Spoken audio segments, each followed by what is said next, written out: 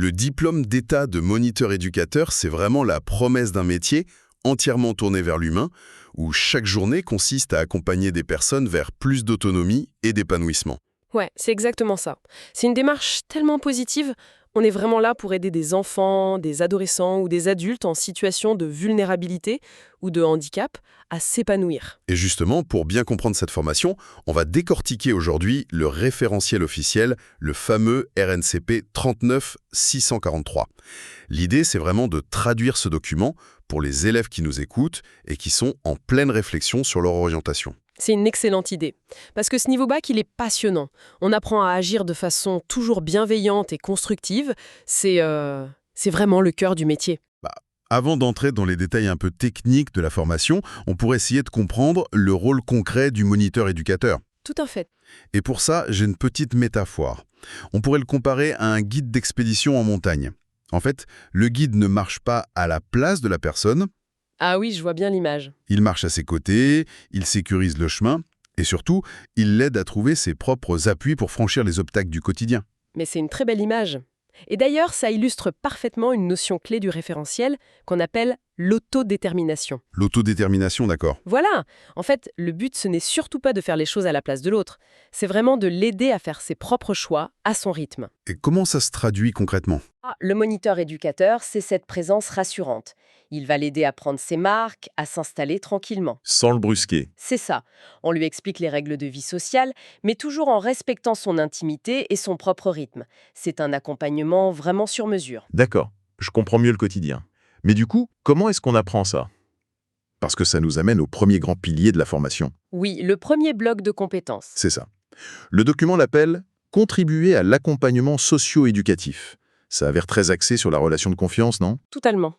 Ce bloc, il se concentre vraiment sur la création d'une relation professionnelle solide. Et ça s'apprend comment? De créer du lien. Eh bien, ça passe par l'écoute attentive, par l'observation et surtout par l'aide dans les actes de la vie quotidienne. Les actes du quotidien, genre les repas? Oui, les repas, l'hygiène, les déplacements. L'idée, c'est de transformer ces moments très simples en véritable temps d'apprentissage et de partage. Ah, d'accord. Mais j'ai une question. Comment on évalue une chose aussi humaine que la création d'une relation de confiance? Ça paraît difficile à noter. C'est une très bonne question. Et c'est là qu'intervient une évaluation très intéressante, la note de réflexion. Une note de réflexion? C'est un dossier écrit? Oui, un écrit de 8 à 10 pages environ, mais attention, ce n'est pas un contrôle de connaissances classique. C'est-à-dire? On évalue la remise en question et la maturité, en somme. Exactement. C'est très enrichissant pour eux. Bon, alors le métier ne se limite pas aux tâches du quotidien. Il faut bien stimuler les personnes accompagnées à travers des activités, j'imagine. Absolument. Et ça, c'est tout l'objet du deuxième pilier de la formation, le bloc numéro 2. Contribuer au projet éducatif spécialisé. D'accord, donc là, on est plus dans l'action. C'est ça. Il s'agit d'inventer, d'animer et ensuite d'évaluer des activités. Ça peut être des activités sportives, culturelles ou artistiques. Pour aider le groupe à s'intégrer. Voilà, pour que la personne ou le groupe puisse s'épanouir pleinement. Imaginons un exemple concret. Disons que le moniteur-éducateur décide de monter un atelier de création théâtrale. Très bon exemple. J'imagine qu'il ne suffit pas de dire « on va faire du théâtre ».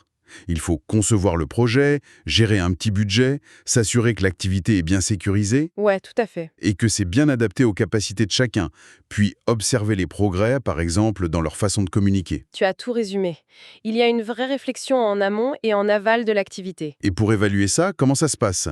C'est aussi une réflexion écrite?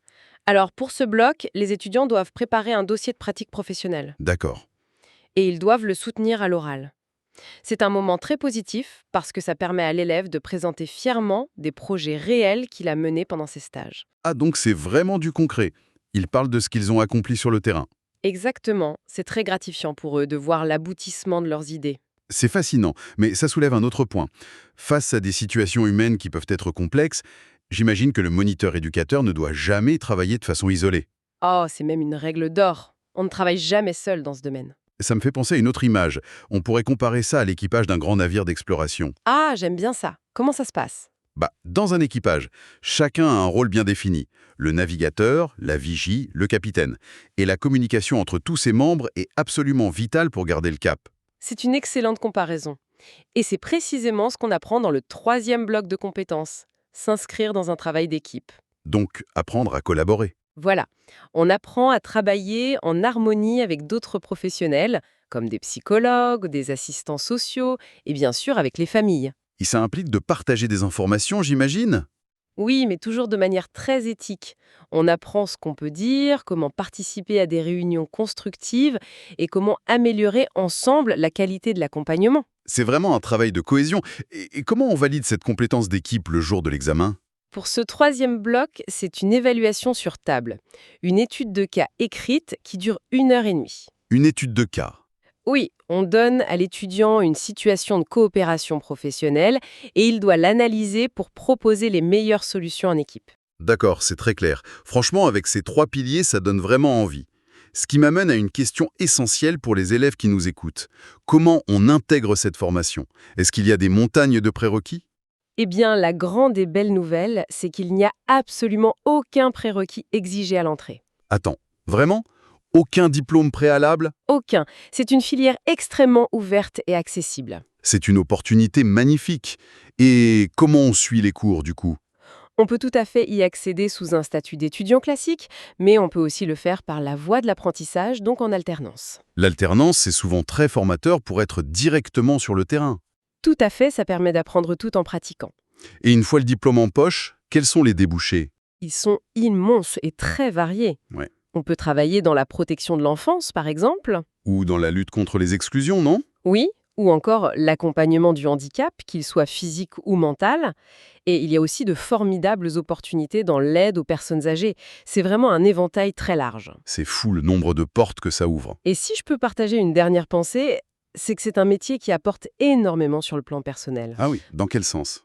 En apprenant à accompagner les autres vers leur propre autonomie, le futur moniteur-éducateur apprend inévitablement à mieux se connaître lui-même. C'est très vrai. C'est une formation qui transforme autant le professionnel que les personnes qui l'aident.